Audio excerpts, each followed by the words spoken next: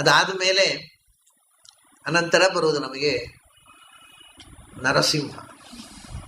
ಅಲ್ಲಿ 13 ಅವತಾರಗಳಲ್ಲಿ ಹೇಳ್ತವೆ. ಚತುರ್ದಶಂ ನಾರಸಿಂಹಂ ಬಿಭ್ರದ್ ದೈತ್ಯೇಂದ್ರ ಮೂರ್ಜಿತಂ ದದಾರ ಕರಜೈ ಊರೌ ಏರಕಾನ್ ಕಟಕೃದ್ಯಥ. ನರಸಿಂಹ ಬಂದ. ನರಸಿಂಹ ಬಂದು ಏನು ಮಾಡಿದ? ಹಿರಣ್ಯಕಶಿಪುವನ್ನು ಸೀಡಿ ತೊಡೆಯ ಮೇಲಿಟ್ಟು ಅವನನ್ನು ಸೀಡಿ ಅವನ ಕರುಳನ್ನು ತನ್ನ ಕೊರಳಿಗೆ ಹಾಕಿಕೊಂಡ.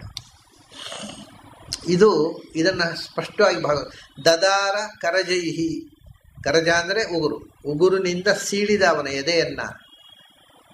ಆಮೇಲೆ ಹೇಗೆ ಅಂದರೆ ಏರಕನ್ನ ಕಟಕೃದ್ಯಥ, ಹುಲ್ಲಿನ ಚಾಪೆ ಅಂತ ಹಿಂದೆ ಮಾಡ್ತಿದ್ರು. ಈಗ ಹುಲ್ಲಿನ ಚಾಪೆ ಅಂತದೇ ಭ್ರಮೆ ಬರೆಸೋ ಪ್ಲಾಸ್ಟಿಕ್ನ ಚಾಪೆ ಬಂದಿದೆ. ಆದ್ದರಿಂದ ಈಗ ಯಾರು ಹುಲ್ಲಿನ ಚಾಪೆ ತಗೊಳ್ಳೋಲ್ಲ. ಇದು ಒಳ್ಳೆಯದಲ್ಲ. ಅದನ್ನು ಮಲಗಿದರೆ ಕಾಯಿಲೆ ಬರುತ್ತೆ. ಪ್ಲಾಸ್ಟಿಕ್ ಚಾಪೆಯಲ್ಲಿ ಮಲಗಿದರೆ. ಹುಲ್ಲಿನ ಚಾಪೆ ಅನ್ನೋದು ಆರೋಗ್ಯಕ್ಕೆ ಬಹಳ ಒಳ್ಳೆಯದು. ನಮ್ಮ ನಾಗರಿಕತೆ ಅಂದರೆ ನಮ್ಮ ಆರೋಗ್ಯ ನಾಶಕ್ಕೆ ಏನೇನು ಆವಿಷ್ಕಾರಗಳು ಮಾಡಬೇಕೋ, ಪ್ರಳಯಕ್ಕೆ ಹತ್ತಿರ ಹೋಗೋದಕ್ಕೆ ಏನೇನು ಆಗಬೇಕೋ ಅದೆಲ್ಲ ಮಾಡೋದಕ್ಕೆ ನಾಗರಿಕತೆ ಅಂತ ಹೆಸರು. ಎಲ್ಲ ಪ್ರತಿಯೊಂದು ಸಾವಿನ ಹತ್ತಿರ ಕೊಂಡೊಯ್ಯುವ ಆವಿಷ್ಕಾರಗಳು. Destructive civilisation it self is destructive, is becoming destructive. ಸಾವಿನ ಕಡೆ ಕೊಂಡೊಯ್ಯುವಂಥದ್ದು. ಆ ಪ್ಲಾಸ್ಟಿಕ್ಕಿನ ಚಾಪೆ ಸರಿ. ಹಿಂದೆ ಏರಕಾನ್, ಆ ಹುಲ್ಲಿನ ಚಾಪೆ, ಕಟಕೃತ ಅಂದರೆ ಹುಲ್ಲಿನ ಚಾಪೆ ಮಾಡುವವನು. ಕಟ ಅಂದರೆ ಚಾಪೆ. ಅವನು ಆ ಹುಲ್ಲನ್ನು ಹೇಗೆ ಕಿತ್ತು ತೆಗಿತಾನೆ ಮೊದಲು ಮಾಡುವ ಮುಂಚೆ ಗಿಡದಿಂದ, ಹಾಗೆ ಇವನ ಕಲ್ಲನ್ನು ಕಿತ್ತು ತೆಗೆದ. ಇದು ನರಸಿಂಹಾವತಾರದ ಉದ್ದೇಶ ಏನು? ಇದರಲ್ಲಿ 2 ಸಂಗತಿ ಇದೆ. ಒಂದೇನು ಅಂದರೆ ನರಸಿಂಹ ನಮಗೆ ಕೊಡ್ತಕ್ಕ ಸಂದೇಶ 2. ನೀವು ಎಷ್ಟೋ ಜನರು ನರಸಿಂಹ ಅಂದರೆ ಹೆದರ್ತಾರೆ. ಮನೆಯಲ್ಲಿ ನರಸಿಂಹ ಶಾಲಿಗ್ರಾಮ ಇಟ್ಕೊಳ್ಳಿಕ್ಕೆ ಹೆದರ್ತಾರೆ. ನರಸಿಂಹನ ವಿಗ್ರಹ ಇದ್ದರೆ ಹೆದರಿಕೆ. ಅದನ್ನು ಪೆಟ್ಟಿಗೆ ಸುತ್ತಿ ಅದನ್ನು ಹಾಗೆ ಕಟ್ಟಿಟ್ಬಿಡ್ತಾರೆ. ಪೆಟ್ಟಿಗೆ ಓಪನೇ ಮಾಡೋದಿಲ್ಲ. ನರಸಿಂಹ ಶಾಲಿಗ್ರಾಮ ಉಂಟ್ರಿ ಇದರಲ್ಲಿ. ನಾನು ಹೇಳಿದೆ, ನರಸಿಂಹ ಅಂದರೆ ಯಾಕೆ ಹೆದರ್ತೀರಿ? ಹಾಗೆ ನಿಮ್ಮಲ್ಲಿ ಒಳಗೆ ಹಿರಣ್ಯಕಶಿಪು ಇದ್ದಾನೆ. ಪ್ರಹ್ಲಾದ ಇದ್ದಿದ್ದರೆ ನಿಮಗೆ ನರಸಿಂಹನ ನೋಡಿ ಹೆದರಿಕೆ ಆಗ್ತಿರಲಿಲ್ಲ. ಒಳಗೆ ಹಿರಣ್ಯಕಶಿಪು ಕೂತಿದ್ದಾನೆ. ನಿಮಗೆ ನರಸಿಂಹನ ನೋಡಿದರೆ ಭಯ. ಯಾಕಂದರೆ ಹಿರಣ್ಯಕಶಿಪು ಇರೋದು ಒಳಗೆ. ಈ ಕೆಲವು ದೇವಸ್ಥಾನಗಳಲ್ಲಿ ಈ ವಿಗ್ರಹ ಇದೆ. ನರಸಿಂಹ ದೇವಸ್ಥಾನದಲ್ಲಿ ಏನು ಅಂದರೆ ನರಸಿಂಹ ಇದ್ದಾನೆ, ಅವನ ತೊಡೆಯಲ್ಲಿ ಹಿರಣ್ಯಕಶಿಪು ಇದ್ದಾನೆ. ಈ ಪೂಜೆ ಮಾಡೋರು ಮಾಡಿದ ಅಭಿಷೇಕ ಒಂದೊಂದು ಸರ್ತಿ ನರಸಿಂಹನಿಗೆ ಸಲ್ಲುತ್ತೆ, ಒಂದೊಂದು ಸರ್ತಿ ಹಿರಣ್ಯಕಶಿಪಿಗೆ ಸಲ್ಲುತ್ತೆ. ಅದು ಆ ಹಿರಣ್ಯಕಶಿಪಿಗೆ ಸಂದರೆ ಆ ಗತಿಯನ್ನು ನಮ್ಮದು. ಈ ಎಚ್ಚರ 2 ಒಟ್ಟಿಗೆ ಇದೆ. ಹಿರಣ್ಯಕಶಿಪು ತೊಡೆಯಲ್ಲಿ, ಇವರು ಪಂಚಾಮೃತ ಅಭಿಷೇಕ ಮಾಡಿದ್ದೆಲ್ಲ ಹಿರಣ್ಯಕಶಿಪಿಗೆ, ನರಸಿಂಹನಿಗೆ ಹೋಗೋದೇ ಇಲ್ಲ. ಹಾಗೆ ನರಸಿಂಹ ಅಭಕ್ತ ಜನಸಂಹಾರಿ, ಭಕ್ತಾನಾಂ ಅಭಯಪ್ರದ. ನೀವು ಪ್ರಹ್ಲಾದರಾಗಿ ನಿಮಗೆ ನರಸಿಂಹನ ನೋಡಿದರೆ ಭಯ ಆಗೋಲ್ಲ. ತುಂಬ ಸಲಿಗೆಯಿಂದ ತೊಡೆ ಮೇಲೆ ಹೋಗಿ ಕೂತ್ಕೊಳ್ತೀರಿ ನರಸಿಂಹನ ತೊಡೆಯಲ್ಲಿ. ಆದರೆ ನಿಮ್ಮಲ್ಲಿ ಇಲ್ಲೋ ಒಳಗಿಂದ ಹಿರಣ್ಯಕಶಿಪು ಬಂದು ಕೂತಿದ್ರೆ ನರಸಿಂಹ ಅಂದರೆ ನಡಗಲಿಕ್ಕೆ ಶುರು.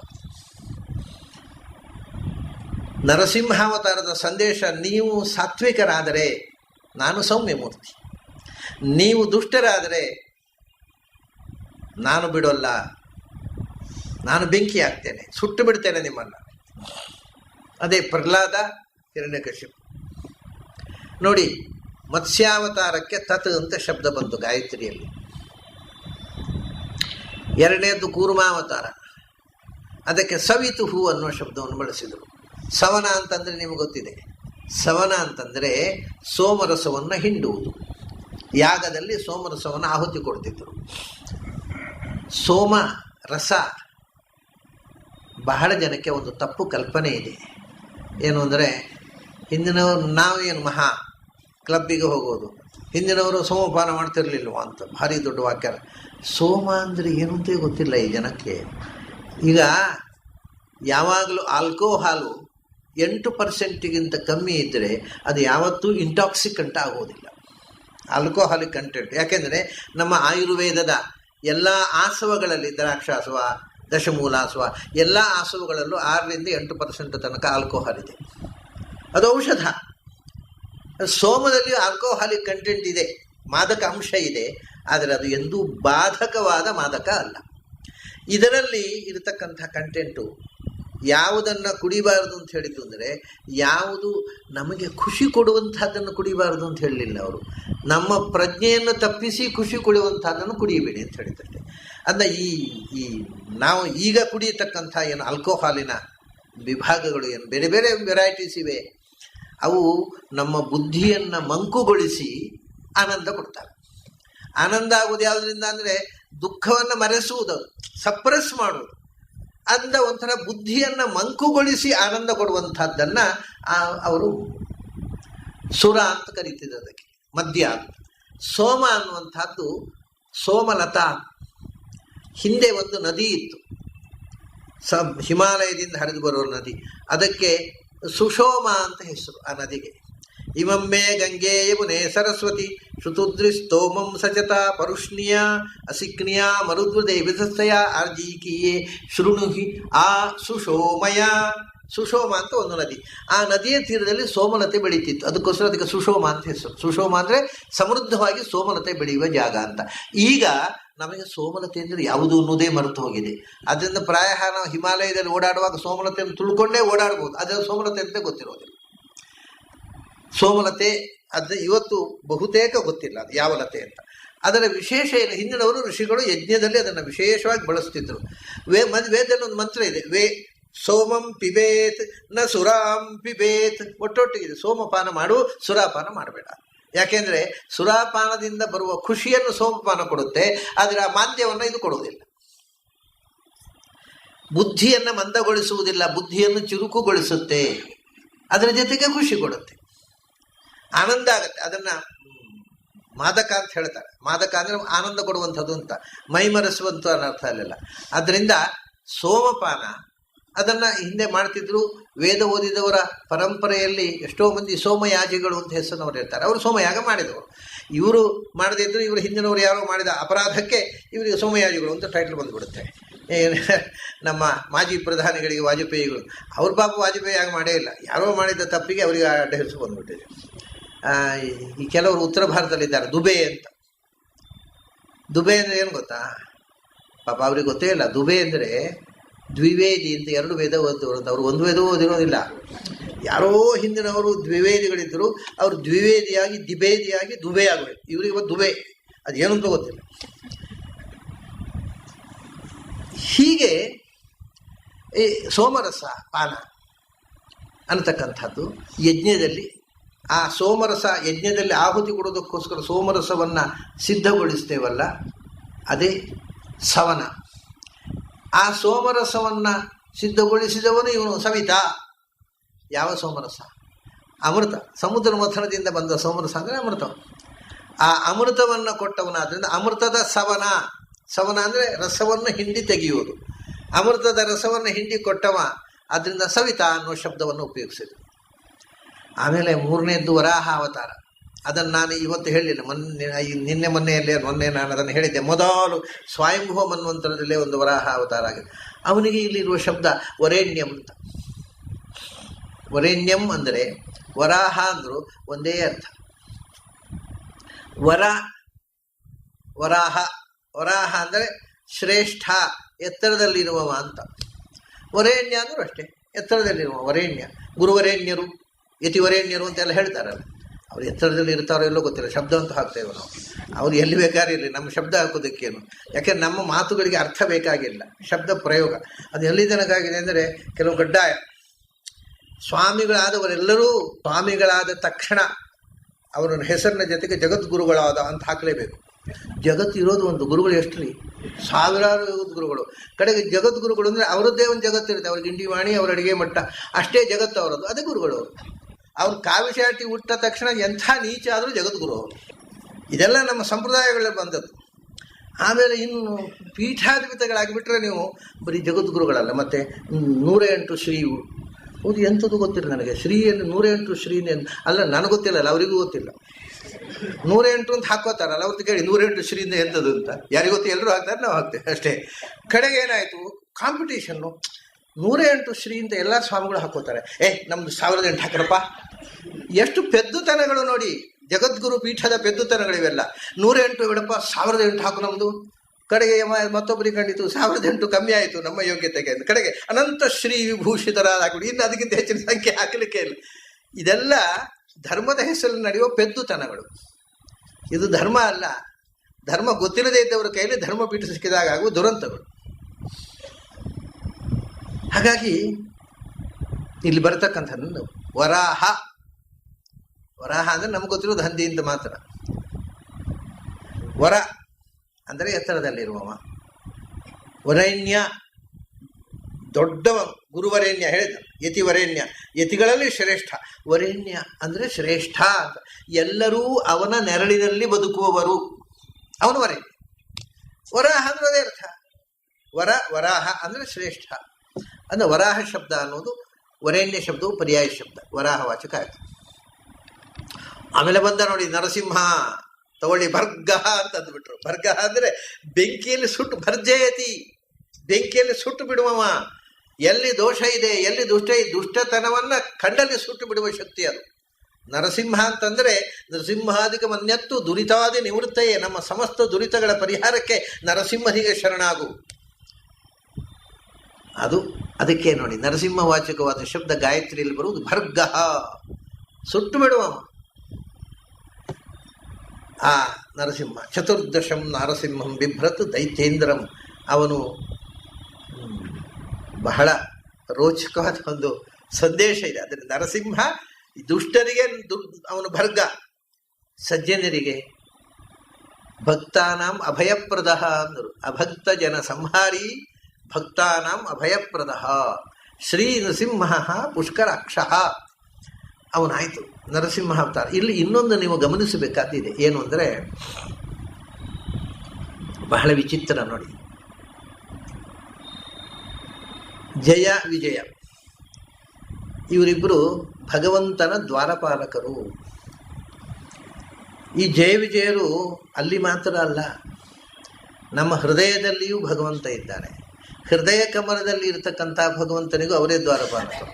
ಸೊ ನಾವು ನಮ್ಮ ಹೃತ್ಕಮಲ ಮಧ್ಯ ನಿವಾಸಿಯಾದ ಭಗವಂತನನ್ನು ಧ್ಯಾನ ಮಾಡಬೇಕಾದ್ರೂ ಬಾಗಿಲು ತೆರೆದು ಒಳ ಕಳಿಸ್ಬೇಕಾದ್ರೆ ಅವರು ಬೇಕು. ನೋಡಿ ತಮಾಷೆ ನೋಡಿ, ಈ ಎಲ್ಲಿಂದ ಎಲ್ಲಿಗೆ ಹೋಗುತ್ತೆ ಈ ಅಧ್ಯಾತ್ಮದ ಸೂಕ್ಷ್ಮ ಅಂತ ಯಾರೂ ಯೋಚಿಸೋದಿಲ್ಲ. ಜಯ ವಿಜಯರು ದ್ವಾರಪಾಲಕರು ಅಂದರೆ ಭಗವಂತನ ಹತ್ತಿರ ಹೋಗಲಿಕ್ಕೆ ಮೊದಲು ನಮಗೆ ಅವರು ಅನುಭವಿಸಬೇಕು, ಅವ್ರು ನೆರವಬೇಕು, ಅವ್ರು ಬಾಗಿಲು ತೆರೆದು ಕೊಟ್ಟರೆ ನಾವು ಒಳಗೆ ಹೋಗೋದು. ಈ ಜಯ ವಿಜಯರಿಗೆ ಸನಕಾದಿಗಳು ಶಾಪ ಕೊಟ್ಟರು. ನೋಡಿ ಕಥೆ ಹಿಂದೆ ಇರತಕ್ಕ ಸ್ಪಿರಿಚುವಲ್ ಆಸ್ಪೆಕ್ಟ್ ಎಷ್ಟು ರೋಚಕವಾಗಿದೆ ನೋಡಿ. ಅವರು ಒಂದು ಸರ್ತಿ ಭಗವಂತನನ್ನು ನೋಡಲಿಕ್ಕೆ ಅಂತ ಹೋದ್ರೆ ಇವರು ಬಾಗಿಲು ತೆರೀಲಿಲ್ಲ. ಜಯ ವಿಜಯರು ಬಾಗಿಲು ತೆರೀಲಿಲ್ಲ, ಆಗೋಲ್ಲ ಅಂತ ಆಗೋಲ್ಲ ಅಂತ, ಬಾಗಿಲು ತೆರೆಯೋದು ಆಗೋಲ್ಲ ಅಂತ ಹೇಳಿದ ಕೂಡಲೇ ಸಿಟ್ಟು ಬಂತು ಅವರಿಗೆ. ಸನಕ, ಸನಂದನ, ಸನಾತನ, ಸನತ್ಕುಮಾರ 4 ಜನ ಮಹಾ ತಪಸ್ವಿಗಳು. ಸಿಟ್ಟು ಬಂತು ಅವರಿಗೆ. ನೀನು 3 ಜನ್ಮದಲ್ಲಿ ಭೂಮಿಯಲ್ಲಿ ರಕ್ಕಸರಾಗಿ ಹುಟ್ಟಿ ದೈತ್ಯರಾಗಿ ಹುಟ್ಟಿ ಶಾಪ ಕೊಟ್ಬಿಟ್ರು. ಅಷ್ಟಾದಂಥ ಭಗವಂತ ಬಂದ ನೋಡಿ. ಇದೆಲ್ಲವೂ ಲೋಕ ಶಿಕ್ಷಣ. ಭಗವಂತ ಬಂದು ನನ್ನ ದ್ವಾರಪಾಲಕರು ಮಾಡಿದ ಅಪರಾಧಕ್ಕೆ ನಾನು ಕ್ಷಮೆ ಕೇಳ್ತೇನೆ ಅಂತ. ಇದು ದೊಡ್ಡ ಸ್ಥಿತಿ. ತಪ್ಪು ನಿಮ್ಮನ್ನು ತಡಿಬಾರದಿತ್ತು. ಯಾಕೆಂದರೆ ಜ್ಞಾನಿಗಳಿಗೆ ಯಾವತ್ತೂ ಅನುಮತಿ ಅಗತ್ಯ ಇಲ್ಲ ನನ್ನ ಬಳಿ ಬರಲಿಕ್ಕೆ. ಜ್ಞಾನಿಗಳಿಗೆ ಫ್ರೀ ಆಕ್ಸೆಸ್. ಆದರೆ ಅವರು ತಡೆದರು, ತಪ್ಪು ಮಾಡಿದರು. ನನ್ನ ಕೆಲಸದವರು ಮಾಡಿದ ತಪ್ಪು, ನಾನು ಕ್ಷಮೆ ಕೇಳುತ್ತೇನೆ. ಅಷ್ಟಾದ ಕೂಡಲೇ ಇವರು ಕರೆಗೆ ಹೋದರು. ಇಲ್ಲ ಭಗವಂತ, ನಾವು ತಪ್ಪು ಮಾಡಿದವರು. ಯಾಕೆಂದರೆ ನಿನ್ನನ್ನು ನೋಡ್ಲಿಕ್ಕೆ ಬಂದವರಿಗೆ ನಾವು ಕಾಮಕ್ರೋಧವನ್ನು ಗೆಲ್ಲಿಕ್ಕಾಗಲಿಲ್ಲ, ಸಿಟ್ಟು ಬಂತು. ಹಾಗಾದರೆ ನಾವು ಪಾಪಿಗಳು, ನಾವು ತಪ್ಪು ಮಾಡಿದವರು, ನಾವು ಶಾಪ ಕೊಟ್ಟು ಬಿಟ್ಟೆವು, ಸಿಟ್ಟಿನಿಂದ ನಮ್ಮನ್ನು ಕ್ಷಮಿಸು. ಅದಕ್ಕೆ ಕೃಷ್ಣ ಹೇಳಿದ, ಭಗವಂತ ಹೇಳಿದ, ಬಹಳ ಜ್ಞಾನಿಗಳನ್ನು ಚಿಂದ್ಯಾಂ ಸ್ವಬಾಹುಮಪಿ ವಃ ಪ್ರತಿಕೂಲ ವೃತ್ತಿಂ ಅಂತ. ಒಬ್ಬ ಜ್ಞಾನಿಯನ್ನು ವಿರೋಧಿಸುವನು ಯಾರಾದರೂ ಇದ್ದರೆ ಅವನನ್ನು ನಾನು ಕ್ಷಮಿಸುವುದಿಲ್ಲ. ನೀವು ಜ್ಞಾನಿಗಳು, ನೀವು ಕೋಪಿಸಿಕೊಂಡ್ರೂ ಕೂಡ ನಿಮಗೆ ಅಧಿಕಾರ ಇದೆ ಕೋಪಿಸಿಕೊಳ್ಳುವುದಕ್ಕೆ, ಅವನಿಗೆ ತಡೆಯುವ ಅಧಿಕಾರ ಇಲ್ಲ ಅಂತ ಅಂದ್ಬಿಟ್ಟು. ಒಂದು ವೇಳೆ ಛಿಂದ್ಯಾಂ ಸ್ವಬಾಹುಮಪಿ ವಃ ಪ್ರತಿಕೂಲ ವೃತ್ತಿಂ, ಎಷ್ಟು ಭಯಾನಕ ನೋಡಿ. ಭಗವಂತ ಹೇಳ್ತಾನೆ, ಒಬ್ಬ ಜ್ಞಾನಿಯನ್ನ ತಡೆದರೆ ಅದು ನನ್ನ ತೋಳೇ ಆದರೂ ಅದನ್ನು ಕಳೆದು ಬಿಸಾಡ್ತೇನೆ. ಜ್ಞಾನಿಗಳಿಗೆ ಅಡ್ಡಿ ಮಾಡತಕ್ಕಂಥ ನನ್ನ ತೋಳೆ ಜ್ಞಾನಿಗಳಿಗೆ ಅಡ್ಡಿ ಮಾಡಿದರೆ ಛಿಂದ್ಯಾಂ ಸ್ವಭಾವಮಪಿ, ನನ್ನ ತೋಳನ್ನು ಕಡಿದು ಬಿಸಾಡ್ತೇನೆ, ಬೇಡ ಅದು ನನಗೆ. ನನಗೆ ಮುಖ್ಯ ಯಾವುದು ಅಂದರೆ ಜ್ಞಾನ. ಯಾರು ಜ್ಞಾನಿಗಳಿದ್ದಾರೆ ಅವರಿಗೆ ಯಾರು ಅವಮಾನ ಮಾಡ್ತಾರೆ, ಯಾರು ನಿಂದೆ ಮಾಡ್ತಾರೆ, ಯಾರು ತಿರಸ್ಕಾರ ಮಾಡ್ತಾರೆ, ಅಂಥವರನ್ನು ನಿಗ್ರಹ ಮಾಡೋದೇ ನನ್ನ ಉದ್ದೇಶ. ನನಗೆ ಪರಮ ಮುಖ್ಯವಾದ ನಹಿ ಜ್ಞಾನೇನ ಸದೃಶಂ ಪವಿತ್ರಮಯ ವಿದ್ಯತೆ. ಗೀತೆ ಭಗವಂತನ ಮೆಸೇಜ್ ಏನು ಅಂದರೆ ಜ್ಞಾನ ಮತ್ತು ಪ್ರೀತಿ ಹಂಚುವಂಥ. ದಿಸ್ ಎರಡು ಡಿವೈನ್ ಲವ್ ಆ್ಯಂಡ್ ವಿಸ್ಟಮ್. ಅದನ್ನು ಜಗತ್ತಿಗೆ ಹಂಚು. ಒಂದು ಈ ಮಾತು ಹೇಳುವಾಗ ನನಗೊಂದು ಪ್ರಸಂಗ ನೆನಪಾಯಿತು. ಅಮೇರಿಕಾದಲ್ಲಿ ಒಂದು ಪುಸ್ತಕ ಪ್ರಿಂಟ್ ಆಗಿದೆ. ಅದನ್ನು ಬರೆದವರು ಡಾಕ್ಟರ್ ರೇಮಂಡ್ ಡಿ ಮೂಡಿ ಅಂತ. ಅದೇನು ಅಂದರೆ ಲೈಫ್ ಆಫ್ಟರ್ ಲೈಫ್ ಅಂತ, ಸತ್ತ ಮೇಲಿನ ಬದುಕಿನ ಬಗ್ಗೆ ಬರೆದ ಪುಸ್ತಕ. ಅದರಲ್ಲಿ ಅವರು ಒಂದು ಇನ್ಸಿಡೆಂಟ್ ಹೇಳ್ತಾರೆ. ಅಮೇರಿಕಾದಲ್ಲಿ ಒಬ್ಬಳು ಹೆಣ್ಮಗಳು ಆಸ್ಪತ್ರೆಗೆ ಬಂದಳು, ಸೀರಿಯಸ್ಸು ಆಸ್ಪತ್ರೆಗೆ ಬಂದಳು. ಅಲ್ಲಿ ಏನು ಟ್ರೀಟ್ಮೆಂಟ್ ಮಾಡಿದರೂ ಗುಣ ಆಗಲಿಲ್ಲ, ಸತ್ತು ಹೋದ್ಲು ಅವಳು. So she is physically dead ಅಂತ ಬರೆದು ದಸ್ಕತ್ತಾಗಿ ಹೋದಳು ಫಿಸಿಯಾಲಜಿಸ್ಟ್. ಆಮೇಲೆ ಇವರು ಸೈಕಾಲಜಿಸ್ಟ್, ಇವರು ಮೂಡಿ ಅವಳು ಹೋದರೆ ಅವ್ರು ಹೋಗಿ ನೋಡ್ತಾರೆ, ಎದ್ದು ಕೂತಿದ್ದಾಳೆ ಅವಳು. ಎದ್ದು ಕೂತ್ಬಿಟ್ಟಾಳೆ. ಏನಾಯ್ತಮ್ಮ, ಏನು ಕಥೆ? ನಾನು ಸತ್ತು ಹೋದೆ, ಸತ್ತು ಬೇರೆ ಒಂದು ಲೋಕಕ್ಕೆ ಹೋದೆ. ಅಲ್ಲಿ ಹೋದಾಗ ಅಲ್ಲಿ ನನಗೆ ಮೆಸೇಜ್ ಬಂತು, ಹಿಂದಕ್ಕೆ ಹೋಗು, ನಿನ್ನ ಭೂಮಿಯಲ್ಲಿ ನೀನು ಅನುಭವಿಸಬೇಕಾದಂಥ ಕೆಲಸ ಪೂರ ಮುಗಿಲಿಲ್ಲ, ಹಿಂದಕ್ಕೆ ಹೋಗೋದು. ಮತ್ತು ಯಾಕೆ ನನ್ನ ಕರೆಸ್ಕೊಂಡ್ರಿ? ನಿನಗೊಂದು ವಿಷಯ ಹೇಳಲಿಕ್ಕೆ ಕರೆಸಿದ್ದು, ಅದನ್ನು ತಿಳ್ಕೊಂಡು ಹೋಗು. ಏನು ಅಂದರೆ you spread our divine message. What is that? Love and wisdom. ಅದನ್ನು ಜಗತ್ತಿಗೆ ಮುಟ್ಟಿಸುವಂತ ನೀನು ತಿಳಿಸಲಿಕ್ಕೋಸ್ಕರ ಕರೆಸಿದ್ದು, ಹೊರಟು ಹೋಗುವಂತ. ಅವಳು ಹಾಗೆ ಮೆಸೇಜ್ ಬಂತು, ನಾನು ಎದ್ದು ಕೂತೆ ಅಂತಾಳೆ. ಅದನ್ನು ದಾಖಲೆ ಮಾಡಿದ್ದಾರೆ ಆ ಪುಸ್ತಕದಲ್ಲಿ.